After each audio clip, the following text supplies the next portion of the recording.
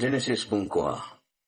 tin pathianin novale afapa te chu mal asoma an hena chitam tak thla lo pungin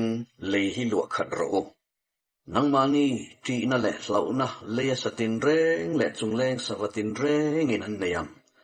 chung te le leya bokwa ka kal zong zong le tui fin riat sanga zong zong te chu in kuta pek an ni vekto thil nung che thei tin reng te chu in tan ei tur an ni anga thai fin ka pek chu ang khan eng kim ka pe vek a chu amai ro chu sa anun na athisen chopin in ei tur anilo tin in thisen in nun na te thisen khuba chu kalange nge yang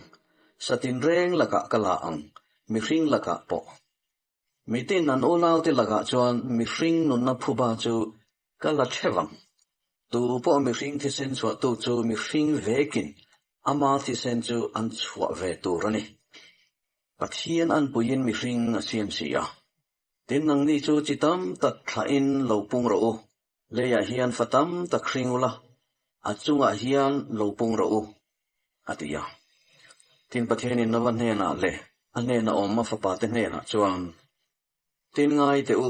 keima nge yin in hena le in nuwa in thla te hena po ka thuthlung chu ka tinget ani in hena thil nung tin reng om in om pui sawa te rang te ram satin reng te hena po longa tanga lo chuak zong zong leya satin reng hena lam chuan tinin hena ka thuthlung chu ka tingetang ti sa zong zong tui le ta ti boralin anom le to lovanga leiti cheturin tui alet le to hek lovang ti in soya tin pathian vekin hei hi keile nang ni le in hena thil nung tin reng om te kara chuan top nei lova om zel te tan ka thuthlung chin chiana chuani chuma ka chimbal ka jam tira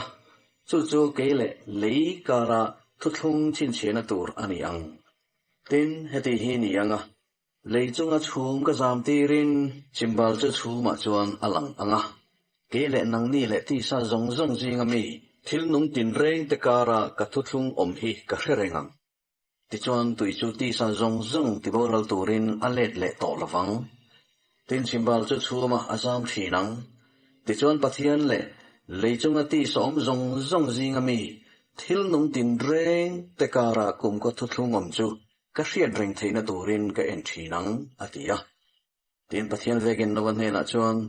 chu chu keile lei chunga ti sa om zong zong kara ka thuthlung ti nge chin chiana ani atile a tin nawa fapa longa tanga chuak te chu semate hamate jafeta te anni hama chu kanana pa ani chumi te pathum chu nawa fapa te annia chumi te laga chuak te chuan lei zong zong hi andam zota ani tin nawa chu lo nei tua a omtana grep huan siama wain chu a ina aruya ti chuan apuan ina chuan amusual ta a tin hama kanana pa chuan apa musual chu amua pona a unaw te pani chu